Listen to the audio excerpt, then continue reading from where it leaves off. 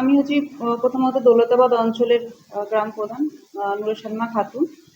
হ্যাঁ, আমি আজকে ইস্তফা দিচ্ছি প্রধান পদ থেকে। তার কারণ হচ্ছে আমি যেহেতু মহিলা, আর মানে আমার সংসারে বিভিন্ন রকম পারিবারিক সমস্যা এবং নিজেও আমি অনেক রকম অসুস্থতায় থাকি। হ্যাঁ, শ্বশুরও কিছুদিন আগে 6 মাস আগে আমার শাশুড়ি মারা গেল, 6 মাস পর আমার শ্বশুরমশাই মারা গেল। সেক্ষেত্রে আমার আর ইচ্ছে নেই যে এই রাজনীতিতে থাকার, যেহেতু আমার একটা ছোট বাচ্চা আছে, তাকে দেখার আর কেউ নেই।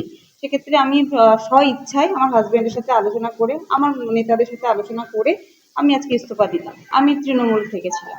একদমই নয়, কেউ প্রেশারাইজ করেনি, আমি স্ব ইচ্ছাই করেছি। মনমোহিনী হেলথ কেয়ার, স্বাস্থ্য সেবায় অটুট শ্রেষ্ঠত্বের শিরোপা।